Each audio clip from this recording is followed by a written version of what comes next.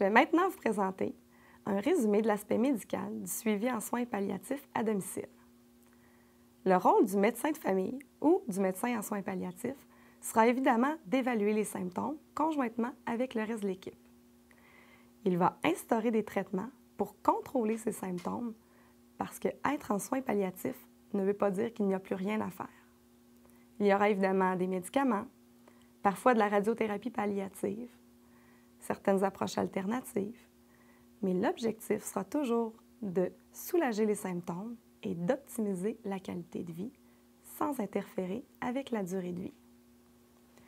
Il va faire en sorte d'optimiser les soins pour favoriser le maintien à domicile le plus longtemps possible, incluant même parfois le décès à domicile, tout en s'ajustant aux désirs de la personne malade et de son entourage.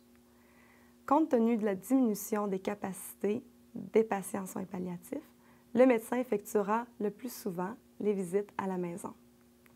J'aimerais maintenant vous parler de 4 symptômes importants que nous rencontrons le plus souvent chez nos patients dans cette étape de la vie.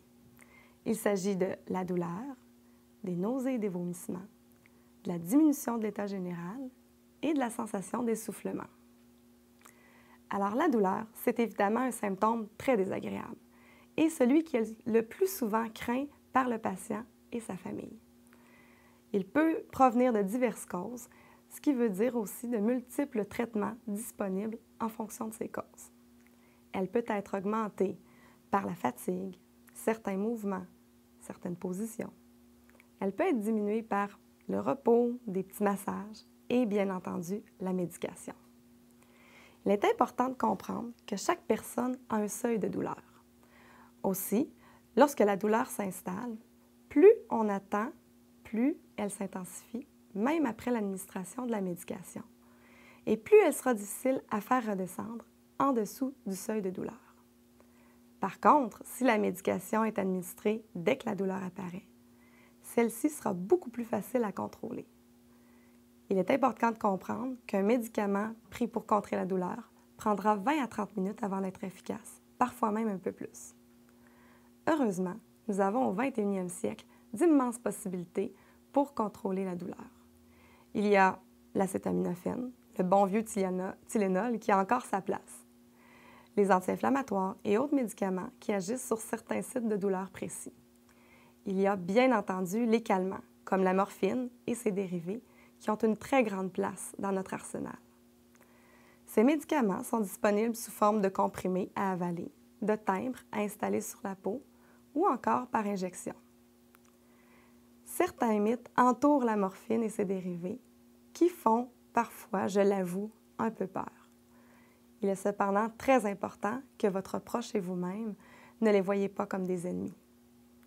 Ainsi, il est faux de dire qu'ils font mourir plus vite. Ce n'est aucunement le cas. De même qu'ils sont durs pour le cœur.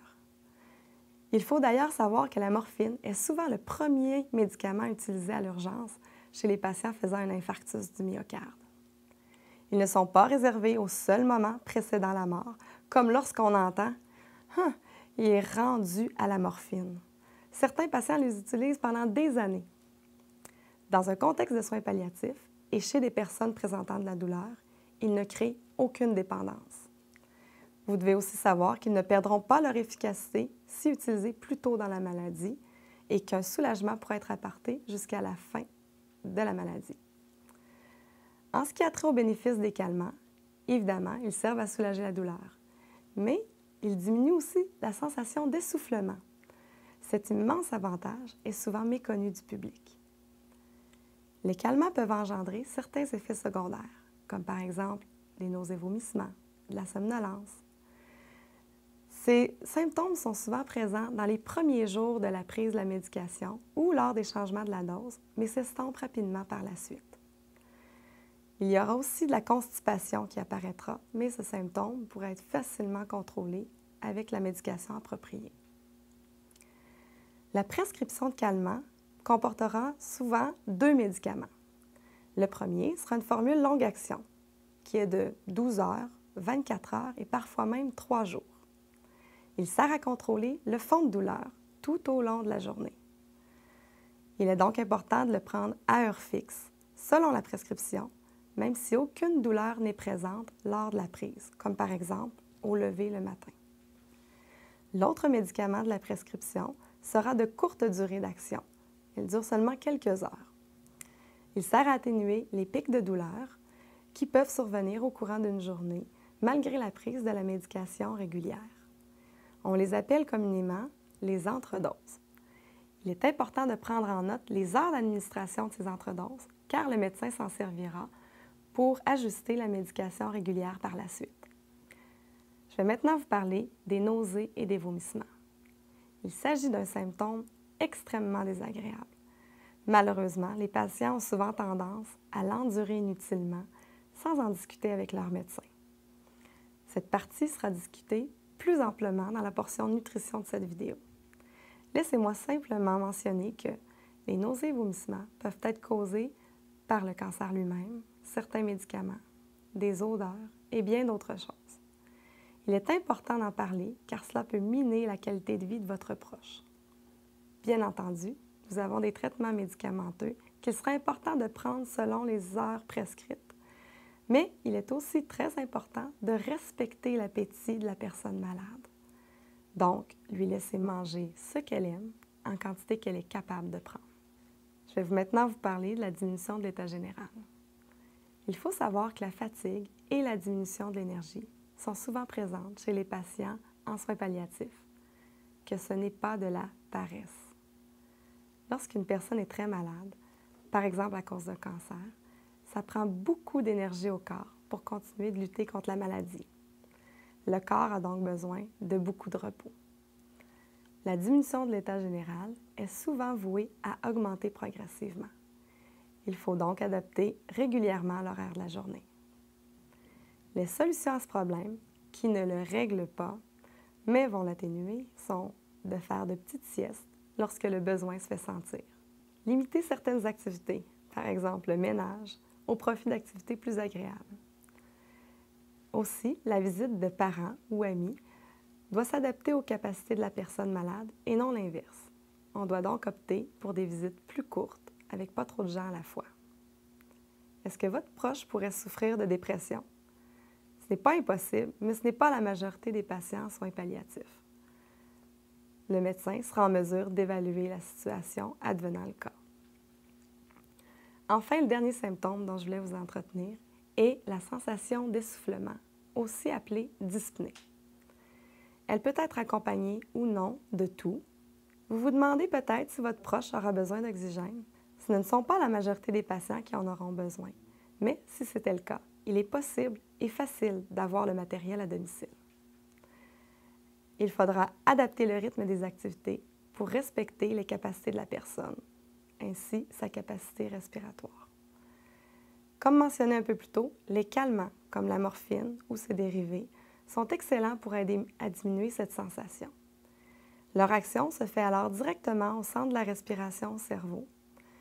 Il est aussi connu que l'utilisation d'un petit ventilateur dirigé vers la personne à faible intensité va contribuer au soulagement de la sensation d'essoufflement.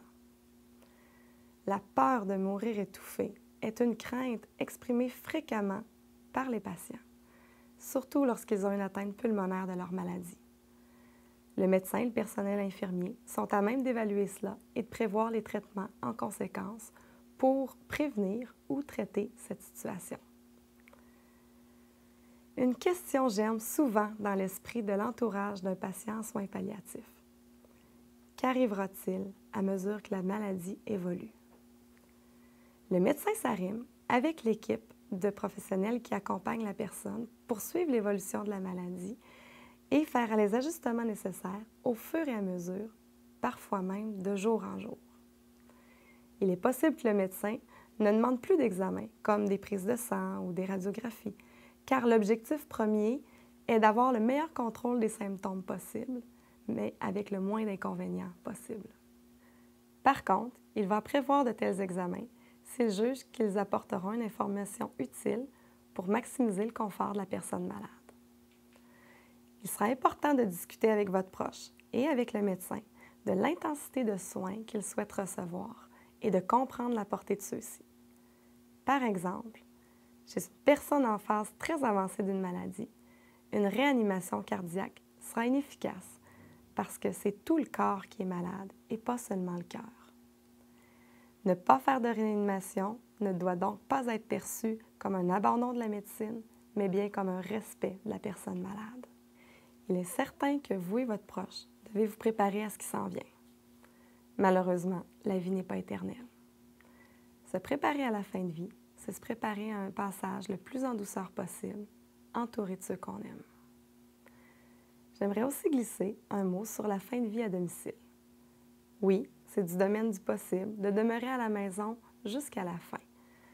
Mais certaines conditions essentielles doivent être présentes, soit au moins 2 personnes proches qui sont disponibles pour apporter de l'aide nécessaire 24 heures sur 24 dans les derniers jours de vie, l'équipe du CLSC et le médecin qui se déplace à domicile, et avoir le matériel, que ce soit les équipements ou la médication, prêt en cas de nécessité.